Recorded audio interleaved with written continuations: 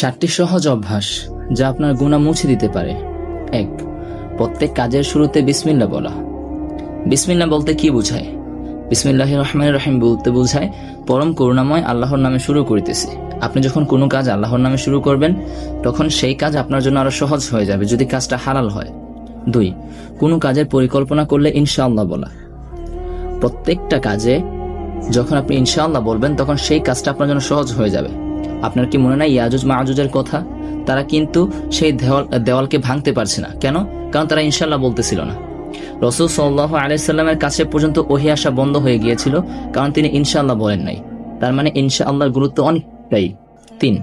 প্রত্যেক কাজের শুরুতে আলহামদুলিল্লাহ বলা বা প্রত্যেক কাজের সম্পূর্ণ হওয়ার পর আলহামদুলিল্লাহ বলা। আলহামদুলিল্লাহ এমন একটা শব্দ যার মাধ্যমে খুব সহজে আল্লাহর শুকরিয়া আদায় করা যায়। আপনি যখন বা আল্লাহ যখন আপনাকে একটা কাজের সফলতা দান করবে তখন যদি আপনি আল্লাহর শুকরিয়া আদায় করেন তাহলে আল্লাহ সেই নিয়ামত আরো বাড়িয়ে দেন। রাসূল সাল্লাল্লাহু আলাইহি সাল্লাম বলেছেন, যে ব্যক্তি আল্লাহর রহমত পেয়ে বা আল্লাহর নিয়ামত পেয়ে শুকরিয়া আদায় করবে আল্লাহ তার নিয়ামত আরো বৃদ্ধি করে দিবে। 4. পছন্দ নেই বা প্রয়োজন নেই এমন কিছুর সম্মুখীন হলে লা হাওলা ওয়ালা কুওয়াতা ইল্লা বিল্লাহ পড়া। দেখেন, হঠাৎ করে এমনও হয়ে যায় যে আমরা দূর থেকে একজনকে দেখছি, কাছে যাওয়ার পর দেখছি যে ওই মানুষটা ভিন্ন। স্বাভাবিক, এটা আমাদের মনের ভুল হতে পারে, তখন লা হাওলা ওয়ালা কুওয়াতা ইল্লা বিল্লাহ পড়া বা এইটা পড়ার কারণে শয়তান আপনার থেকে দূরে চলে যায়। 5.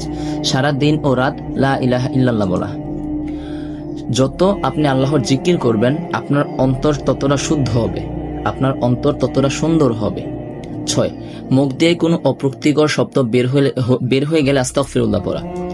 দেখুন, গালাগালি এখন আমাদের কাছে একদম সহজ হয়ে গিয়েছে। আমরা সহজে এখন একে অপরকে গালি দেই, অথচ গালিটা খুব খারাপ। এতটাই খারাপ যে গালিটার শব্দের গন্ধ যদি সমুদ্রের মধ্যে ফেলা হয় তাহলে পুরাটা সমুদ্রের পানি নোংরা হয়ে যায়। 7. কোনো বিপর্যয়ের সম্মুখীন হলে ইন্না লিল্লাহি ওয়া ইন্না ইলাইহি রাজিউন পড়া।